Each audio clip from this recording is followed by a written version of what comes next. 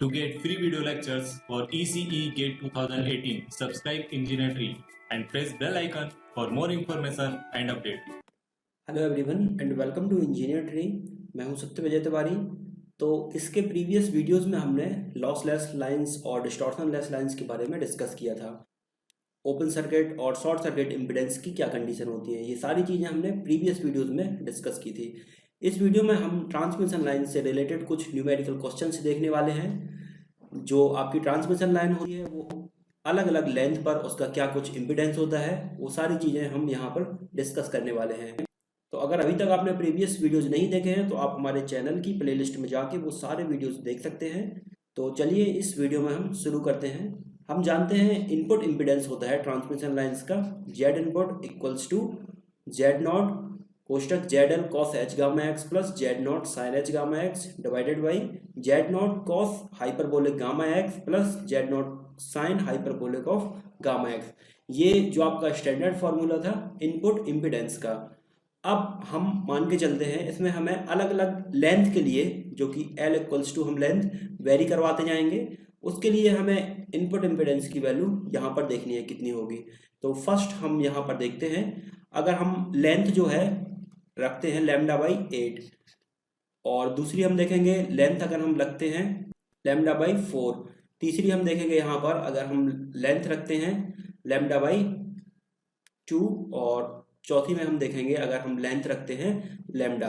तो इन अलग अलग लेंथ के लिए हमें ट्रांसमिशन लाइन में इनपुट इम्पीडेंस की वैल्यू कैलकुलेट करनी है।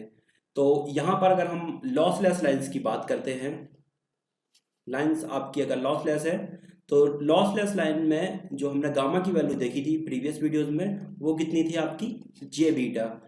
तो यहाँ पर आप जेड जो इनपुट इम्पीडेंस का फॉर्मूला है उसमें गामा की वैल्यू पुट करके आप फॉर्मूले को रीड्राइव कर सकते हैं। तो ये फॉर्मूला आपका फाइनली हो जाएगा जेड नॉट, यहाँ पर जेड एल हो जाएगा cos hyperbolic of J beta x, यहाँ पर गामा एक्स की जगह पर जे बीटा एक्स हो जाएगा plus Z naught sine hyperbolic of J beta x divided by नीचे भी हो जाएगा Z naught cos hyperbolic of J beta x plus Z naught sine hyperbolic of J beta x.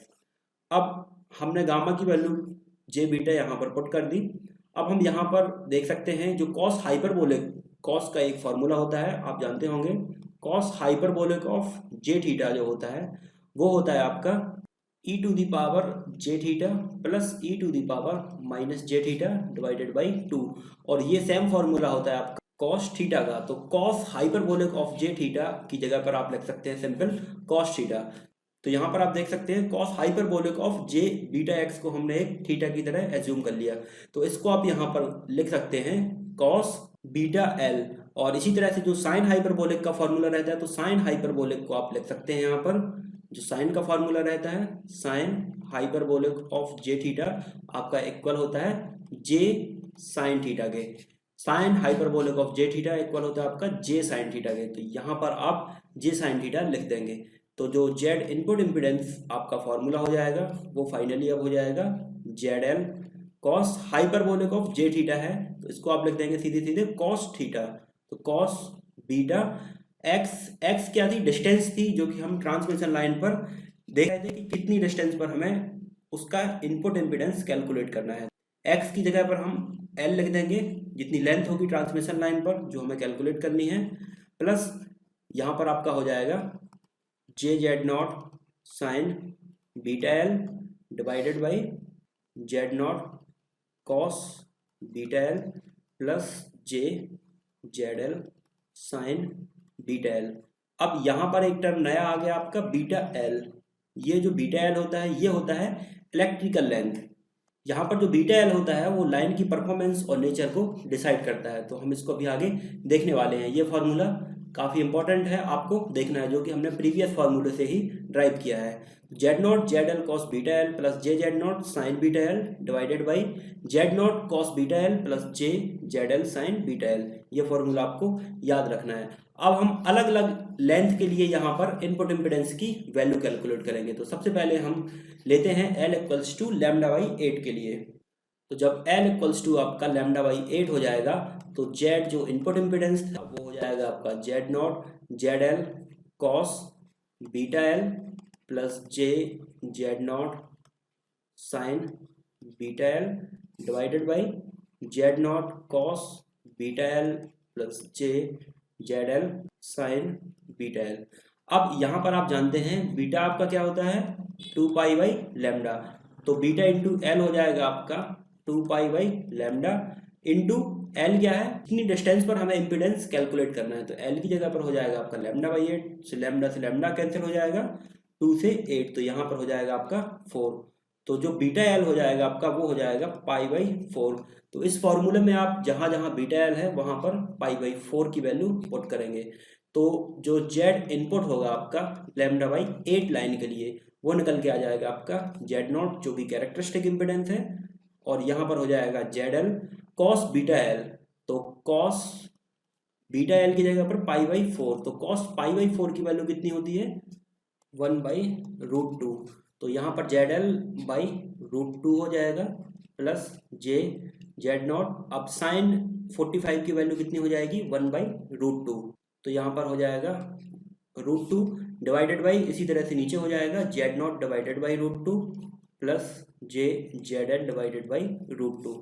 इसमें से आप 1 बाई रूट 2 ऊपर और नीचे कैंसिल कॉमन लेंगे, तो जेड जो इनपुट हो जाएगा आपका लैम्डा बाई 8 लाइन के लिए वो हो जाएगा आपका Z not simple Z L plus J Z not numerator में बचेगा आपका divided by Z not plus J Z L. तो ये आपका जो इनपुट इम्पिडेंस निकल के आ गया, ये आ गया लैम्डा बाई 8 डिस्टेंस पर ट्रांसमिशन लाइन की, तो ये काफ़ी इंपॉर्टेंट है, इससे आगे आपके क्वेश्चन सॉल्व होंगे। तो लैम्डा बाई 8 लाइन के लिए आपका आया Z not Z L plus J Z naught divided by Z not plus J Z L, ये आपको याद रखना है। अब इसके बाद हम इसमें आगे देखते हैं लैम्डा बाई 4 लाइन के लिए, तो इसमें हम देखते हैं जब हम लेंथ लैम्डा बाई 4 रखेंगे यहाँ पर, तो ये आपका हो जाएगा जेड इनपुट लैम्डा बाई 4 के लिए, यहाँ पर आपका जेड नॉट हो जाएगा कोष्टक, ये हो जाएगा आपका जेड एल इंटू, जब यहाँ पर बीटा एल की जगह पर आप लैम्डा बाई 4 रखेंगे तो बीटा एल आपका हो जाएगा यहाँ से 2 pi by lambda into lambda by 4, तो लैम्डा से लैम्डा कैंसिल हो जाएगा और 2 से यहाँ पर 2 आ जाएगा, तो जो बीटा एल होगा उसकी जगह पर आप पाई बाई 2 पुट करेंगे यानी 90 डिग्री, तो कॉस यहाँ पर जब आप पाई बाई 2 पुट करेंगे तो कॉस 90 की वैल्यू होती है कितनी 0, तो ये हो जाएगा आपका 0 प्लस साइन 90 की वैल्यू कितनी होती है 1, तो जे जेड हो जाएगा आपका न्यूमरेटर में डिवाइडेड बाई ये टर्म आपका पूरा 0 हो जाएगा और ये हो जाएगा आपका जे जेड एल और साइन बीटा एल की वैल्यू हो जाएगी 1, तो फाइनली जो आपका एक्सप्रेशन आएगा वो आएगा जेड नॉट और न्यूमरेटर में आएगा आपका J Z naught divided by denominator में क्या होगा जे जेड एल, तो जे से जे आपका कैंसिल हो जाएगा और जो इनपुट इम्पिडेंस आएगा लैम्डा बाई 4 के लिए वो आएगा जेड नॉट का whole square divided by Z L, तो ये इनपुट इम्पिडेंस आया आपका लैम्डा बाई 4 लाइन के लिए, ये इंपॉर्टेंट है, ये आपको याद रखना है। तो अभी तक हमने लैम्डा बाई 8 लाइन के लिए देखा था, ये आपका लैम्डा बाई 4 लाइन के लिए है जेड नॉट का whole square divided by Z L.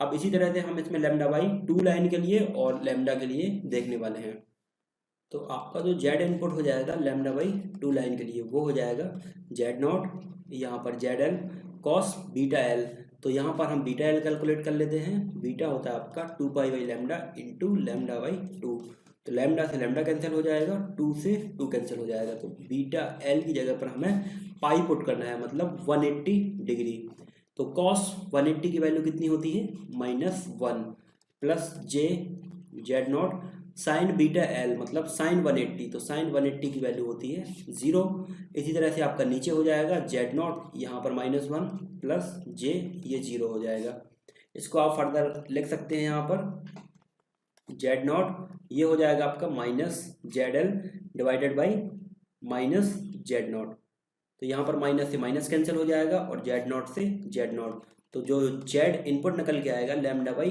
2 line के लिए वो आ जाएगा आपका जेड एल, तो लैम्डा बाई 2 लाइन के लिए जो इनपुट इम्पिडेंस आया वो आया आपका जेड एल, ये आपको याद रखना है। लैम्डा बाई 8 के लिए हमने देखा, लैम्डा बाई 4 के लिए और ये लैम्डा बाई 2 के लिए। अब हम एल इक्वल्स टू जब लैम्डा पुट करेंगे तब कितना निकल के आएगा वो देखते हैं। तो ये हो जाएगा आपका जेड इनपुट फॉर लैम्डा के लिए। तो ये बचेगा आपका जेड नॉट। सबसे पहले बीटा एल कैलकुलेट कर लेते हैं। तो 2π/λ इंटू लेंथ कितनी है लैम्डा, तो लैम्डा से लैम्डा आपका कैंसिल हो जाएगा। तो बीटा एल की जगह पर आपका आ जाएगा 2π। तो बीटा एल की जगह पर हमें यहाँ पर 2π पुट करना है। तो cos 2π की वैल्यू आप जानते हैं कितनी होती है, cos 2π की वैल्यू होती है आपकी 1। तो ये हो जाएगा आपका जेड एल, और cos बीटा एल की वैल्यू 1 हो जाएगी, प्लस साइन 2π की वैल्यू हो जाएगी 0, डिवाइडेड बाई नीचे बचेगा आपका जेड नॉट प्लस यहाँ पर 0। तो जेड नॉट से जेड नॉट आपका कैंसिल हो जाएगा। तो जो इनपुट इम्पिडेंस आएगा लैम्डा लाइन के लिए वो निकल के आएगा आपका जेड एल। तो ये भी आपका इम्पोर्टेंट है, इसको याद रखना है। तो अलग अलग लेंथ के लिए हमने यहाँ पर इनपुट इम्पिडेंस की वैल्यू कैलकुलेट की, λ/8 के लिए, λ/4 के लिए, λ/2 और लैम्डा के लिए। तो यहाँ पर इससे रिलेटेड हम एक क्वेश्चन देख लेते हैं। क्वेश्चन आपको गिवन है the Z input is of the nature for a lossless line of λ/8 length and Z naught आपको गिवन है 50 ohm and has a 50 ohm inductive load. तो यहाँ पर हम इसका सॉल्यूशन देखते हैं। तो फर्स्ट आपको गिवन क्या है, इसमें लेंथ आपको गिवन है λ/8, सेकंड आपको कैरेक्टरिस्टिक इम्पीडेंस गिवन है 50 ओम, थर्ड आपको गिवन है इंडक्टिव लोड, और इंडक्टिव जो इम्पीडेंस होता है वो होता है आपका JXL। तो यहाँ पर जो 50 ओम गिवन है उसको हम इंडक्टिव टर्म में लिख सकते हैं यहाँ पर J50। तो ये सारे टर्म आपको गिवन है। अब कैलकुलेट क्या करना है, Z input is of the nature, जो उसका इनपुट इम्पिडेंस होगा ट्रांसमिशन लाइन का वो किस नेचर का होगा, रेजिस्टिव नेचर का होगा, इंडक्टिव नेचर का होगा, कैपेसिटिव का होगा या ओपन सर्किट होगा। तो λ/8 लाइन के लिए हम सबसे पहले जेड इनपुट जानते हैं, क्या होता है आपका जेड नॉट, यहाँ पर Z L plus J Z naught divided by Z not plus J Z L. अब इसमें हम ये वैल्यू पुट करेंगे, जेड इनपुट आपका निकल के आएगा λ/8 लाइन के लिए, ये हो जाएगा 50 यहाँ पर, और जेड एल की वैल्यू हो जाएगी J50 प्लस ये हो जाएगा आपका J, और जेड नॉट की value 50 divided by Z naught की वैल्यू 50 प्लस J, और जेड एल की वैल्यू J50। तो इसको जब आप फर्दर सॉल्व करेंगे तो ये हो जाएगा आपका 50, और यहाँ पर आपका हो जाएगा J50 plus J50 divided by ये हो जाएगा आपका 50 माइनस 50, क्योंकि यहाँ पर J इंटू J हो जाएगा आपका J स्क्वायर होता है आपका -1, तो डिनोमिनेटर में हो जाएगा आपका 50 माइनस 50, तो ये इसकी वैल्यू हो जाएगी आपकी 0। तो टोटल ये जो जेड इनपुट इम्पिडेंस निकल के आएगा λ/8 लाइन के लिए, तो ये निकल के आया आपका 1/0 हो जाएगा आपका इनफाइनाइट। मतलब जो इनपुट इम्पिडेंस निकल के आया λ/8 लाइन के लिए वो इनफाइनाइट है। तो इम्पिडेंस अगर आपका इनफाइनाइट है तो जो आपका इम्पिडेंस का नेचर होगा वो ओपन सर्किट होगा। अब इसमें हम एक वेरिएशन और कर सकते हैं। अभी हमने ये λ/8 के लिए कैलकुलेट किया था, अब λ/8 के बजाय हम इसको λ/4 और λ/2 के लिए भी कैलकुलेट करके देखते हैं। तो λ/4 के लिए आप जानते हैं जेड इनपुट क्या होता है आपका जेड नॉट का whole square divided by Z L. तो यहाँ पर जो जेड नॉट की वैल्यू गिवन है वो कितनी है 50, तो 50 का होल स्क्वायर डिवाइडेड बाई जो लोड इम्पीडेंस गिवन है वो इंडक्टिव नेचर का है, तो J50 हो जाएगा। और इसको जब आप सॉल्व करेंगे तो 50 के स्क्वायर से ये 50 कैंसिल हो जाएगा, तो ये आएगा आपका 50/J। तो ये आपका J यहाँ पर डिनोमिनेटर में है, जो कि आपका क्या है कैपेसिटर नेचर का है, क्योंकि जो कैपेसिटर का जो इम्पीडेंस होता है वो होता है आपका -JXC, और इसको हम लिख सकते हैं XC डिवाइडेड बाई J। तो ये आपका हो जाएगा कैपेसिटर नेचर का। तो λ/4 के लिए ये आपका कैपेसिटर नेचर का होगा। इसमें अगर हम λ/2 के लिए कैलकुलेट करें तो λ/2 के लिए हमने जो इनपुट इम्पीडेंस देखा था वो था आपका कितना ZL। तो सिंपल जो जेड इनपुट हो जाएगा आपका λ/2 लाइन के लिए वो ZL है, और ZL आपका कितना गिवन है J50। तो यहाँ पर आप इसका नेचर अगर देखेंगे तो ये है इंडक्टिव नेचर का, क्योंकि जो इंडक्टिव के लिए इम्पीडेंस होता है वो होता है आपका JXL। तो ये आपका इसका नेचर हो जाएगा इंडक्टिव नेचर λ/2 लाइन के लिए। तो इस टाइप से आप ये क्वेश्चंस देख सकते हैं। इस वीडियो में इतना ही, इसके आगे हम नेक्स्ट वीडियो में देखेंगे। तो नेक्स्ट वीडियो में हम कुछ और क्वेश्चन डिस्कस करेंगे और इसके आगे के कॉन्सेप्ट देखेंगे। तो अगर ये वीडियो आपको पसंद आया हो तो इसको आप लाइक जरूर करें, सब्सक्राइब करें और अपने फ्रेंड्स के साथ शेयर करें। Thank you friends.